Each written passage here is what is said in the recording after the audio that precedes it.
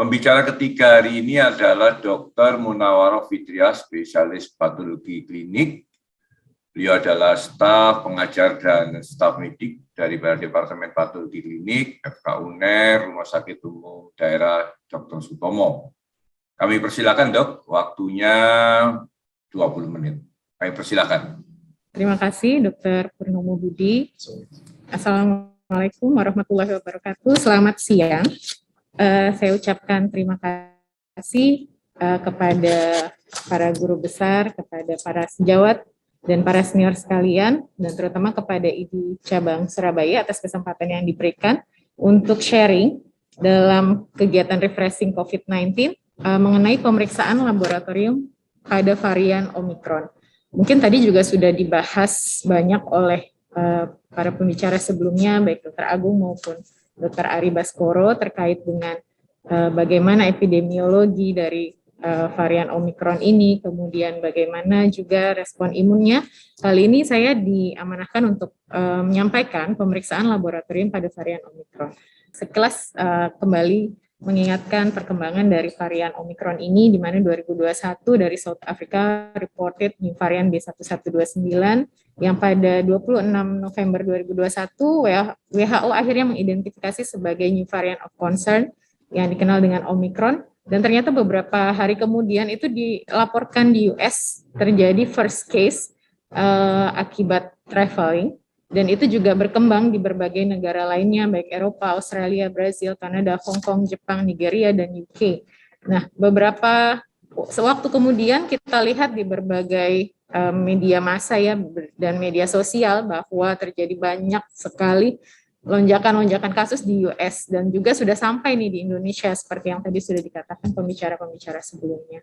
Dan ini juga ternyata diperkirakan pada pertengahan Februari ini mungkin kita akan mengalami lonjakan kasus, tapi saya sendiri berharap tidak terjadi lonjakan tersebut. Tapi kalau kita lihat trennya memang sudah meningkat. Jadi sebelum kita masuki mengenai pemeriksaan laboratorium, struktur virus ini kita perlu refresh sedikit karena ini nanti akan berkaitan dengan mutasi-mutasi yang terjadi dan juga bagaimana peran dalam diagnostik akibat dari mutasi-mutasi itu. Jadi kita lihat kalau di gambar yang A ini adalah struktur dari virus. Kalau kita perhatikan ada 4 protein struktural yang terdiri atas protein spike, protein envelope, dan membran ini yang membentuk selubung dari virus. Kemudian ada nukleokapsid ini yang menyelubungi dari bagian RNA viral genom. Kalau dibentangkan kita lihat mungkin ada sekitar 30 panjangnya 30.000 base pair yang terdiri atas beberapa gen. Nah, pada bidang diagnostik yang kami lakukan setiap hari ini sangat berkaitan erat, di mana untuk pemeriksaan NAAT atau Nucleic Acid Amplification Test itu mendeteksi pada berbagai target gen tersebut. Jadi kita ada beberapa yang menggunakan deteksi misalnya NS1, kemudian RDRP gen atau helikase gen atau menggunakan E gen atau N gen itu dipakai untuk deteksi pada pemeriksaan PCR dari SARS-CoV-2. Nah, pada Omikron ini yang di-highlight adalah terjadinya banyak sekali mutasi. Dikatakan ada yang menyebutkan sekitar 30 mutasi pada gen S. Maka kita perlu juga melihat next slide pada struktur dari S, protein S. Ini yang bagian atas adalah gambaran dari protein S, di mana ini ada bagian subunit S1 dan subunit S2. Nah, kalau kita bentangkan dari gennya tadi, ada beberapa komponen, antara lain ada N-terminal domain dan RBD yang seperti tadi dipaparkan Dr. Ari Baskoro bahwa RBD memang ini bagian yang sangat penting. Nah, spike ini juga menjadi hal yang krusial karena dia menginisiasi entry dari virus itu ke dalam tubuh sel host. Dan pada protein S ini seringkali mengalami mutasi. Next slide. Ini kalau kita bandingkan antara Delta dengan Omikron, seperti yang tadi sudah dipaparkan, memang ada banyak sekali mutasi pada gen S. Pada total S itu ada mutasi sebanyak sekitar 30, di 15 diantaranya itu terjadi pada reseptor binding domain atau RBD. Kalau kita lihat ada berbagai banyak mutasi seperti berikut yang tidak hanya ada pada S-nya saja, tapi juga pada komponen RBD. Next. Ini kalau kita perhatikan pada mutasi, pada site mutasi dari keempat varian yang ada sebelumnya, kalau kita lihat dibandingkan dengan keempat varian yang lain, kalau tadi sebelumnya kita bandingkan hanya dengan Delta, ini di antara keempat varian yang lain ternyata memang pada gen S itu terjadi banyak sekali mutasi. Garis-garis merah ini menunjukkan site mutasi. Jadi pada posisi asam amino tertentu. Next slide. Jadi kalau kita bisa ambil sedikit kesimpulan bahwa pada Omicron ini mutasinya cukup banyak ditemukan pada gen S. Ini bisa dilihat sekian banyak mutasi, ini lebih dari 2 kali varian-varian yang lain, dan ini menjadi salah satu kekhasan dari Omicron ini. Dan ini juga nanti akan berkaitan dengan bagaimana sih laboratorium untuk deteksi Omicron ini. Kemudian untuk target gen E itu juga ada, tapi sedikit. Gen N ini juga agak cukup banyak, dan ini nanti juga ada implikasinya pada diagnostik. Kemudian untuk M dan target gen yang lain ada, tapi memang tidak banyak. Jadi total keseluruhan dikatakan ada sebanyak 50 mutasi, dan 30 diantaranya adalah pada gen S. Pada beberapa mutasi ini diketahui, jadi prevalensinya cukup banyak pada Omicron, antara lain N501Y, meskipun ini juga tidak hanya pada Omicron, bisa juga didapatkan pada Alpha. 6970 HV delesi, ini juga cukup banyak. Kemudian kita lanjutkan lagi, next slide. Nah, lalu bagaimana implikasi pada diagnostik laboratorium? Sekarang kita lihat pada slide berikutnya, WHO telah mengeluarkan rilis update pada 27 November 2021 bahwa sebagian besar tes diagnostik itu tetap dapat digunakan dan dapat mendeteksi varian Omicron. Untuk analisis mengenai RDT antigen yang digunakan, itu kan umumnya menggunakan target dari protein nukleokapsid dari Omicron. Ternyata itu juga masih dikatakan tidak terpengaruh. Bagaimana itu bisa disimpulkan demikian, mungkin kita akan bahas selanjutnya. Next slide. Jadi impact pada nucleic acid amplification test atau yang kita kenal dengan salah satunya adalah PCR. Bagaimana sih dampak dari Omicron ini terhadap pemeriksaan PCR, itu memang dipengaruhi juga dari deteksi target gen apa yang digunakan oleh PCR tersebut. Yang pertama, yang kedua masih berhubungan dengan target gen yang dipakai, apakah target gennya itu single atau multiple, itu juga akan mempengaruhi bagaimana Omicron ini memberikan dampak pada pemeriksaan PCR. Kalau kita lihat gambar yang bawah, ini adalah sebagai contoh ya, jadi berbagai modalitas NAAT ataupun dalam hal ini PCR, untuk dapat mendeteksinya itu menggunakan amplifikasi dari gen target. Nah, gen targetnya itu bisa berbeda antar berbagai macam reagen yang digunakan. Ada yang menggunakan target deteksi pada ORF1A, ada yang menggunakan deteksi pada RDRP, ada yang menggunakan deteksi pada ORF1B, ada yang menggunakan deteksi pada protein spike, ada yang menggunakan deteksi pada gen E. Nah, itu berbeda dan perlu juga kita pahami bahwa spesifikasi primer pada setiap reagen itu mungkin berbeda. Maksudnya bagaimana? Jadi pada reagen yang sama-sama menggunakan deteksi pada RDRP, mungkin spesifikasi primernya bisa berbeda antara reagen A dengan reagen B. Itu juga perlu kita pahami sehingga kesamaan itu mungkin akan bisa berbeda dampaknya terhadap deteksi varian Omicron ini. Yang kedua, bagaimana jumlah yang digunakan sebagai target deteksi. Apakah hanya menggunakan single target gen ORF1AB saja? Apakah hanya menggunakan protein S saja? Atau menggunakan beberapa kombinasi? Nah, itu juga nanti akan ada dampaknya. Slide berikutnya. Berdasarkan data dari FDA untuk pemeriksaan molekuler yang sudah mendapatkan emergency use authorization dari 246 tes, sebagian besar atau 86%-nya itu mendeteksi multiple target gen selain S. Jadi bisa menggunakan, dia mendeteksi berbagai target gen seperti misalnya N, ORF, RDRP, atau E secara multiple, sehingga ini diharapkan tetap efektif dan akurat. Nah, hanya sebesar 7% dari 246 tes itu tadi yang mentarget hanya single pada gen S. Nah, inilah yang tidak direkomendasikan karena banyaknya mutasi pada gen S. Sedangkan ada sebesar 7% lagi yang menggunakan multiple target, kombinasi antara gen S dengan gen lain, antara lain gen N, kemudian ORF1AB atau gen E. Nah, ini dikatakan tetap dapat bisa memberikan hasil yang akurat. Slide berikutnya. FDA merilis ya beberapa waktu yang lalu bagaimana sebetulnya dampak dari mutasi virus terhadap pemeriksaan COVID-19.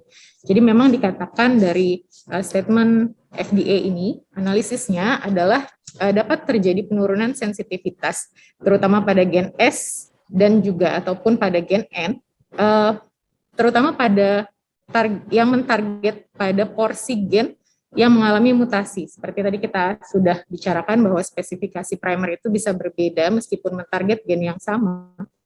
Bila primer yang digunakan itu mencakup wilayah yang mengalami mutasi, maka memang dapat mengalami penurunan sensitivitas. Nah, namun penggunaan multiple gen target itu bila salah satu mengalami penurunan sensitivitas akibat mutasi, maka target gen yang lain diharapkan tetap dapat memberikan hasil yang positif bila memang didapatkan adanya RNA virus SARS-CoV-2, terutama juga varian Omicron. Sehingga dengan penggunaan multiple target gen itu diharapkan tetap secara dampaknya akan tetap memberikan sensitivitas yang tidak terlalu banyak berubah. Itu tadi seperti yang disimpulkan pada statement WHO. Kemudian dalam FDA statement ini dia juga menyebutkan pada slide berikutnya, ada beberapa reagen yang memang sudah diketahui berdasarkan analisis dari FDA itu mengalami penurunan efektivitas untuk deteksi SARS-CoV-2 varian Omicron.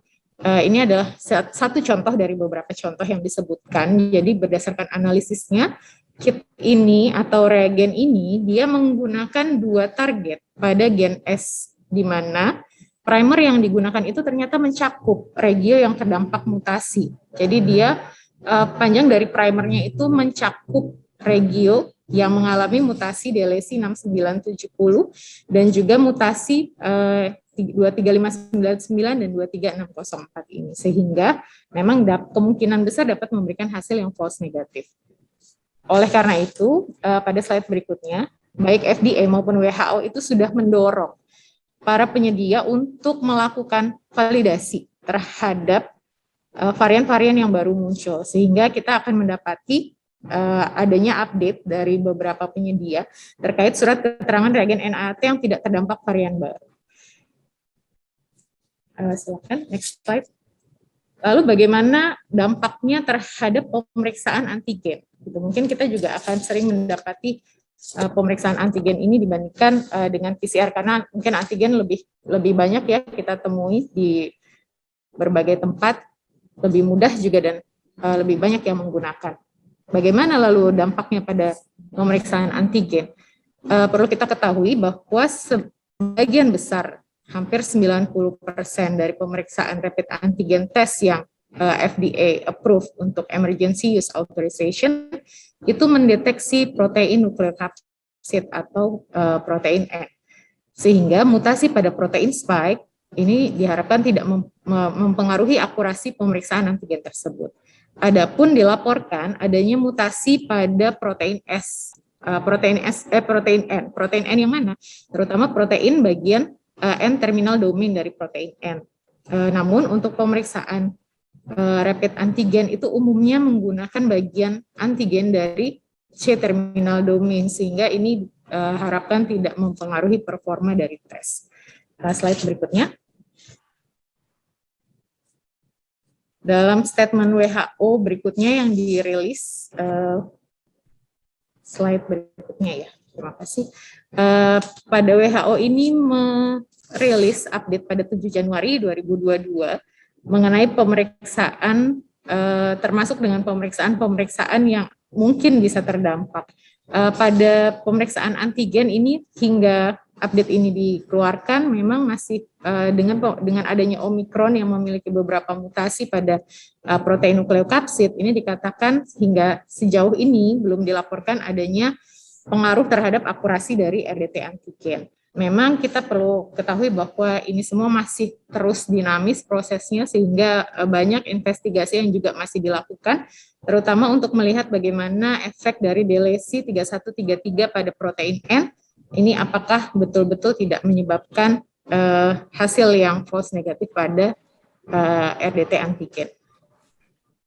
Tapi secara keseluruhan hampir sama dengan pemeriksaan NAAT tadi atau PCR tadi, para penyedia itu didorong untuk melakukan validasi dan juga untuk mengeluarkan pernyataan setelah melakukan validasi apakah memang terdampak atau tidak. Slide berikutnya. Nah, bagaimana kemudian untuk diagnosis laboratorium pada deteksi virus Omikron? Kita lihat pada slide berikutnya ini adalah beberapa rekomendasi, contohnya dari Kementerian Kesehatan yang mengatakan untuk penemuan kasus probable dan konfirmasi ini konfirmasi COVID-19 dengan menunjukkan hasil positif S-gen target failure. Apa itu S-gen target failure? Mungkin nanti kita akan lihat. Atau menggunakan uji deteksi single nucleotide polymorphism yang berbasis PCR. Untuk konfirmasi tetap menggunakan gold standarnya yaitu dengan pemeriksaan sequencing. Slide berikutnya. Ini adalah panduan dari PDS Patklin yang mengeluarkan panduan mengenai strategi pemeriksaan untuk deteksi dan identifikasi varian virus SARS-CoV-2. Jadi untuk gold standarnya adalah tetap WGS dengan sequencing. Namun untuk screeningnya ada dua jenis reagen yang bisa digunakan, yaitu untuk mendeteksi mutasi secara langsung atau dikenal dengan mutation detecting NAAT assay, yang mendeteksi target deteksi mutasi yang diketahui terhadap varian tertentu, atau menggunakan gen target failure. Nah, apa itu? Kemudian kita bisa lihat pada strategi yang dikeluarkan juga pada dari PDS Patklin. Slide berikutnya. Ada 4 strategi yang dikeluarkan oleh berdasarkan panduan PDS Patklin untuk prioritas WGS dan untuk bagaimana strategi di lapangan, karena mungkin tidak semua tempat ini bisa tersedia reagen SGTF atau S-gen target failure maupun pemeriksaan dengan specific mutation detecting NAAT atau deteksi SNP tadi. Nah, ini digunakan untuk menentukan prioritas WGS. Slide berikutnya. Kementerian Kesehatan juga beberapa waktu yang lalu sudah mengeluarkan panduan untuk algoritma screening Omikron. Ini juga hampir sama dengan yang tadi. Untuk alternatif satunya menggunakan tes PCR dengan Alplex SARS-CoV-2 varian 1 assay. Ini bagian dari pemeriksaan deteksi SNP atau mutation detecting NAAT. Alternatif 2 juga sama, hanya berbeda varian yang ditarget. Untuk pemeriksaan yang ketiga ini dengan menggunakan gen target failure atau yang di sini adalah SGTF. Slide berikutnya. Jadi kalau kita bisa mengklasifikasikan untuk deteksi varian SARS-CoV-2 atau Omikron ini, sebagai konfirmasi kita bisa lihat pemeriksaannya adalah genomic sequencing, dan sedangkan untuk screening ada 2 pilihan, yaitu mutation detecting NAAT assay atau yang dikenal juga dengan SNP detection atau gen target failure. Slide berikutnya. Untuk genomic sequencing ini ada beberapa perannya, jadi aplikasinya selain untuk menentukan kausatif agent dan varian, ini juga untuk analisis filodinamik dan filogenetik seperti yang tadi sudah dipaparkan, kemudian juga untuk mengetahui bagaimana mekanisme biologi dari SARS-CoV-2, dalam hal ini bagaimana interaksi antara host dengan reseptor, sehingga kita bisa mengetahui adanya mutasi itu akan menyebabkan peningkatan ikatan dengan RBD seperti itu. Kemudian untuk support dari desain vaksin, kemudian untuk melihat transmisi virus dan penyebarannya, serta untuk monitoring dan mendesain dari pemeriksaan-pemeriksaan serologi. Sehingga kalau untuk genomic sequencing ini tujuan utamanya dan peran utamanya terutama adalah untuk public health surveillance dan molecular epidemiology. Slide berikutnya. Ini adalah perkembangan dari teknologi sequencing yang mungkin sekarang ini paling banyak digunakan adalah dengan next generation sequencing atau NGS. Next slide. Berdasarkan panduan dari PDS 4 Clean tadi juga menyebutkan untuk syarat pemeriksaan WGS ya, ada syarat utama dan ada syarat tambahan. Untuk syarat utama adalah hasil pemeriksaan PCR-nya memang harus positif dengan CT threshold yang diharapkan lebih diutamakan yang CT-nya rendah. Kemudian adapun syarat-syarat tambahan ini sesuai dengan pedoman dari Balitbangkes, yaitu pelaku perjalanan luar negeri ataupun pekerja migran Indonesia dan syarat-syarat tambahan lainnya. Kemudian kita lanjutkan untuk pemeriksaan screening. Yang pertama dengan mutation detecting NAATC. Slide berikutnya. Oke, jadi ini menggunakan prinsip dengan multiplex real-time reverse transcription PCR, real-time RT-PCR, yang menggunakan primer spesifik terhadap Omicron-related mutation. Nah, ini seperti terdapat pada strategi 4 panduan PDS 4 Clean. Jadi kalau kita lihat reagen yang digunakan atau primer yang digunakan itu sudah menggunakan primer yang spesifik terhadap adanya mutasi yang terkait dengan Omicron. Contohnya N501Y atau DLC H69V70. Kemudian ada juga E484K atau E484A. Jadi bagaimana caranya? Caranya adalah kita melakukan ini sebagai bagian dari screening untuk pemeriksaan kasus probable Omicron. Jadi kita dapatkan hasil yang positif adanya gen varian S. Nah, varian S yang positif ini menandakan adanya suspek Omicron dan ini menjadi prioritas untuk dilanjutkan dengan pemeriksaan WGS. Sedangkan bila kita dapatkan PCR yang positif, waktunya, ya. Sedangkan dengan pemeriksaan PCR yang positif, tapi tidak didapatkan varian S, maka tidak mengarah pada adanya mutasi, terutama baik Omicron ataupun Alpha. Karena kalau kita lihat H6970 DLC ataupun 501Y ini utamanya bisa didapatkan pada Omicron maupun Alpha. Slide berikutnya. Slide berikutnya ya, ini tadi ya contohnya beberapa variasi dari mutasi asam amino itu bisa didapatkan baik pada alfa dengan Omicron ataupun spesifik pada Omicron saja seperti E484A, sehingga untuk membedakannya memang masih harus tetap dikonfirmasi dengan sequencing. Slide berikutnya, ini yang terakhir yaitu gen target failure. Jadi beberapa varian of concern, terutama dalam hal ini alpha dengan Omicron, itu menyebabkan penurunan positivitas deteksi terhadap gen S, namun tetap bisa memberikan hasil positif untuk target gen yang lain. Nah, kegagalan deteksi target gen S ini, tapi dengan target gen yang lain dia tetap memberikan hasil yang positif karena adanya mutasi pada gen S, terutama DLC H69V70, ini kita kenal dengan nama S-gen target failure atau dikenal juga SGTF. SGTF ini awalnya digunakan untuk screening varian tertentu. Jadi diketahui karena dia tidak dapat mengamplifikasi target gen S, sedangkan target gen lain itu bisa diketahui. Nah, ini harus menggunakan reagen PCR yang telah terbukti salah satu gennya terdampak mutasi atau mengalami SGTF. Jadi tidak semua reagen PCR yang memberikan target pada gen S itu adalah reagen SGTF.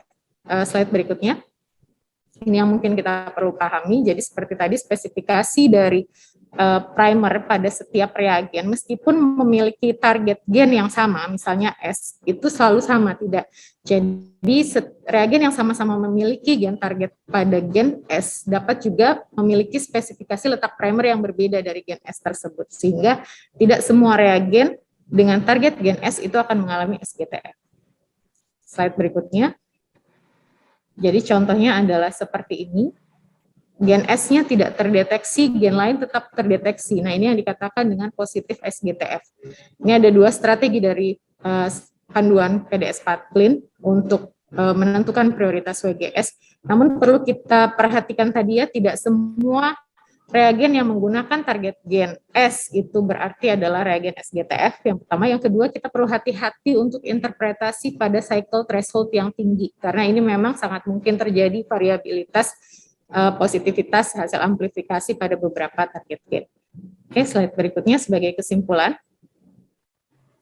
Sebagian besar reagen NAAT dan antigen tetap bisa mendeteksi SARS-CoV-2 termasuk varian Omicron. Terutama kita perlu menggunakan RT-PCR yang memakai multiple gen target dan harus dipastikan sudah tervalidasi. Pemeriksaan SGTF atau deteksi SNP bisa digunakan sebagai screening dan menentukan prioritas pemeriksaan sequencing. Sequencing juga tetap perlu diperlukan sebagai bagian dari konfirmasi.